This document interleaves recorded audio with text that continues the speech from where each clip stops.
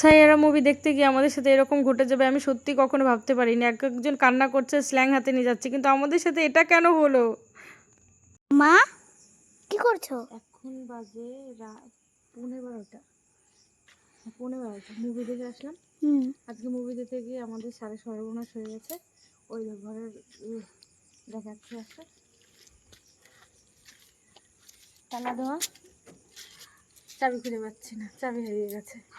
মা আমি এখানে দাঁড়িয়ে আছি, আমার বাবা গেছে মলে গেছে একবার দেখতে, চাবিটা পাওয়া যাচ্ছে এখন খুঁজছি আমরা। এই যে এখন একদম সবাই ঘুমিয়ে গেছে, চাবিটা খুঁজে পাচ্ছি না, ভালো লাগছে না। বই দেখতে গিয়ে সব শেষ। দূরে যা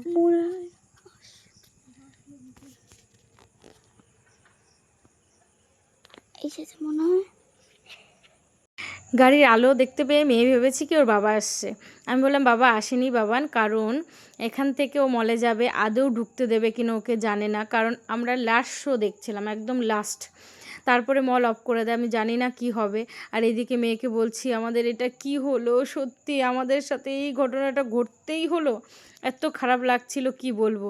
সাইয়ারা মুভি দেখতে গিয়ে এক একজনের এক এক রকম হচ্ছে। একজন ইমোশনাল হয়ে কান্নাকাটি জুড়ে দিয়েছে, একজন স্ল্যাং হাতে নিয়ে দেখছি মুভি দেখতে চলে গেছে, আর আমাদের দেখো চাবিটাই হারিয়ে গেল।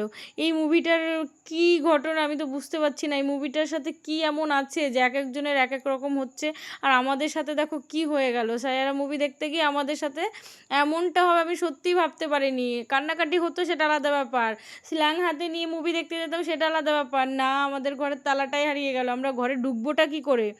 আর ও আসার আগে আমি ভাবলাম একদম রাস্তাটা চেক করে নিই। অনেক সময় কি হয়, তালা দেওয়ার পরে পকেটে যখন চাবিটা ঢোকাতে যায় ভুলবশত হয়তো নিচে পড়ে যেতে পারে, ওই কারণে ভালো করে দেখছিলাম, কিন্তু পাইনি। কি করা যাবে বলো? আমি ভাবছি যদি না পাই আমরা ঘরে ঢুকবো কী করে, ঘুমাবো কী করে, সারা রাত কি আমাদের বাইরে কাটাতে হবে? কি হলো জানতে হলে